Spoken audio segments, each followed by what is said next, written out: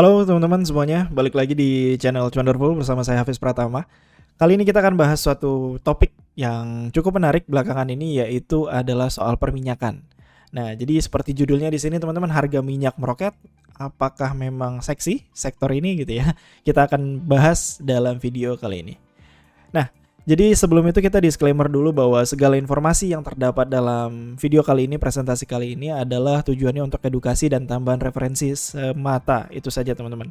Karena memang mungkin saya declare dari awal gitu ya teman-teman, bahwa kita punya posisi di sektor ini. Jadi mungkin agak ada sedikit informasi yang cukup bias, subjektif, yang mungkin teman-teman harus pilah-pilah lagi informasinya ke depan. Jadi ini bukan tujuan untuk pom-pom walaupun kita punya barangnya, tapi murni untuk tujuan edukasi dan untuk kita saling sharing saja, saling diskusi saja.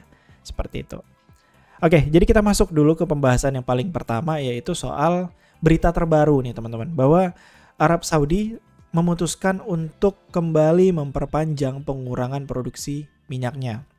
Jadi ini headline dari Bloomberg gitu ya. Baik itu Saudi dan juga Rusia itu kembali meng-cut supply oil yang ada di muka bumi ini gitu, produksi yang ada di muka bumi inilah untuk dari sisi mereka berdua. Dari sisi kerajaan Saudi, mereka tetap melanjutkan untuk meng-cut 1 juta barel per hari sampai Desember. Dan ini cukup mengejutkan karena gini teman-teman, ini yang pengejutan inilah yang menyebabkan harga oil bisa meningkat sampai di atas $90.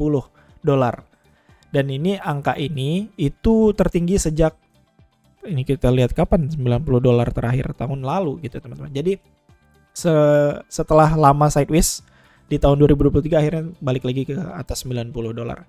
Nah, kenapa? Jadi mungkin ini salah satu alasannya. Jadi Saudi itu sudah melakukan cut ini dari bulan Mei. Nah, di mana para pelaku pasar berekspektasi bahwa ya mereka tidak akan memperpanjang lama, hanya 1 bulan lagi aja, mungkin sampai September saja.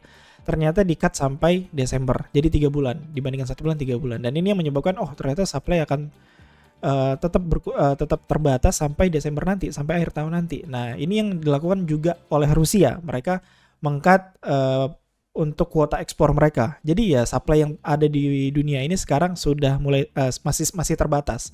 Itu yang menyebabkan harga oil kembali meningkat saat ini. Seperti itu. Nah, jadi sebenarnya kenapa, ada alasan apa Saudi melakukan pembatasan produksi seperti ini? Itu kita coba bahas satu persatu. Dan ini ada related juga dengan Rusia dan kenapa mereka berdua ini memegang peran yang penting terhadap pergerakan minyak pada kondisi saat ini. Gitu. Tapi sebelum itu mungkin teman-teman biar kita sama-sama tahu, pertama yang jelas minyak, kita harus tanya siapa yang konsumsi, siapa yang produksi. Nah, kalau kita lihat di sini adalah konsumsi tertinggi US, diikuti oleh China, diikuti oleh India, Jepang, Rusia, dan lain sebagainya. Jadi yang perlu dilihat adalah bahwa ternyata memang negara-negara besar oil consumption-nya tinggi sekali, manufaktur di sana otomatis tinggi gitu kan, dan akhirnya kebutuhan untuk minyak juga mereka jadinya tinggi gitu ya. Dan ini yang terjadi. Dan Amerika perlunya 19 juta, hampir 20 juta per barel. Barel per hari ya gitu maksud saya. Di mana China perlunya sekitar 12 juta barel per hari. Dan diikuti oleh India, Jepang, dan Rusia. Nah, di mana mereka dapat minyak ini gitu? Di mana mereka bisa mendapatkan minyak-minyak ini? Tentu ada yang produksi.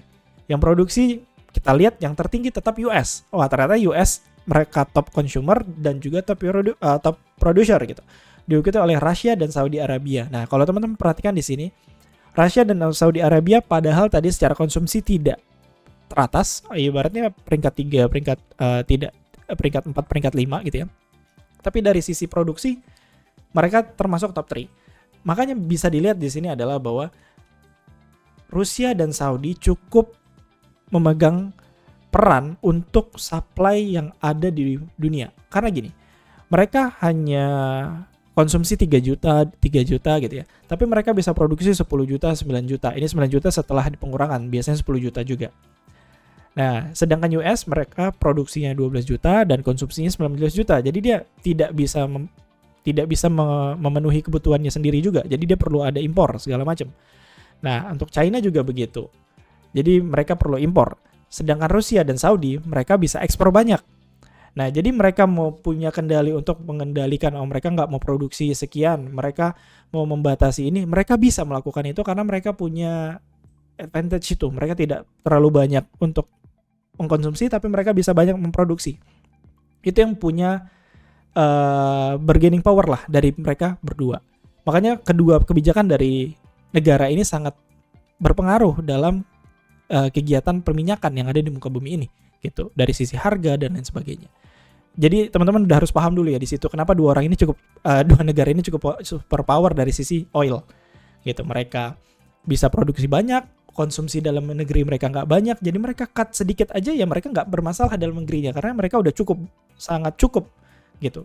Jadi yang terbatas adalah, jadi ibaratnya seperti ini kan, dia bisa produksi 10, dia cuma perlu 3, 7-nya bisa dikasih ke orang, tapi ya saat ini yang bisa dikasih ke orang cuma 6. Karena ya 3 tetap mereka pakai, cuman yang dari 7 jadi bisanya 6. Nanti kalau mereka mau cut lagi 4 dan sebagainya, itu bisa. Tapi kan secara kata-kata ya bisa. Tapi kan dari secara implementasi ini kan nanti ada regulasi dan lain sebagainya. Nah, tapi sekarang yang mereka bisa lakukan adalah mereka bisa melakukan itu, meng-cut produksi itu. Untuk apa ya? Untuk tadi itu, untuk memaintain harga minyaknya itu sendiri. Nah, alhasil ya teman-teman bisa lihat di sini ya. Ini yang tadi saya sampaikan. Rata-rata itu Saudi itu sekitar 10 juta barel per hari dan sekarang sudah di bawah harga rata-rata, di bawah produksi rata-ratanya. Jadi memang dari sisi supply untuk minyak dari Saudi ya di bawah rata-rata. Ini 2014 sampai 2000 sekarang ini rata-ratanya bermain di 10 jutaan. Nah, kenapa? Jadi kan kita perlu lihat kenapa Saudi melakukan ini. Ternyata mereka melakukan ini memang untuk semata-mata untuk menjaga harga minyak itu sendiri. Menjaga harga minyak itu sendiri supaya tidak terlalu drop. Supaya tidak terlalu drop, kenapa ya? Karena ini satu hal ini.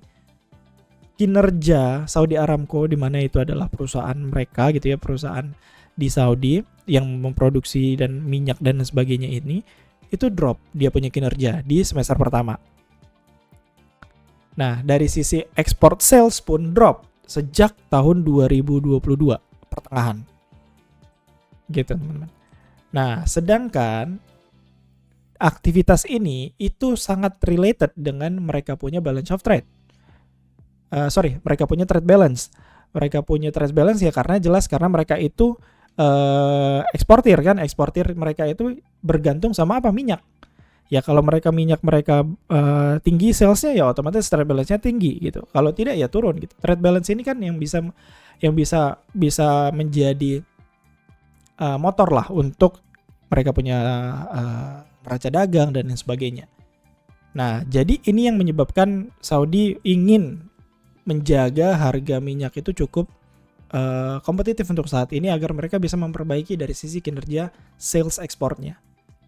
Nah, dan terbukti memang waktu terjadi penurunan dan mau tidak mau mereka melakukan cut dan harga minyak berangkat naik dan terbukti mulai Juni waktu itu mereka sudah mulai meningkatkan trade balance-nya. Seperti itu, dan sekarang kita untuk kedepannya nanti kita lihat dulu gimana data-datanya. Tapi yang jelas adalah semata-mata memang kinerja dari sisi sales perminyakan di Saudi memang lagi turun. Saudi Aramco juga kita lihat yang tadi ya, ininya juga turun, profitnya juga turun, dan ini yang sedang diusahakan oleh Saudi bahwa mereka pengen menaikkan lagi dari sisi kinerja dengan memaintain harga minyak. Begitu juga dengan Rusia. Teman-teman tahu sendiri bahwa Rusia itu sedang mengalami konflik lah dengan Ukraine. Dan ada fakta menarik bahwa di sini buying Russian gas and oil has funded Putin wars, say official. Jadi European Parliament ini beranggapan bahwa dengan penjualan minyak itu menjadi funding dari sisi peperangan.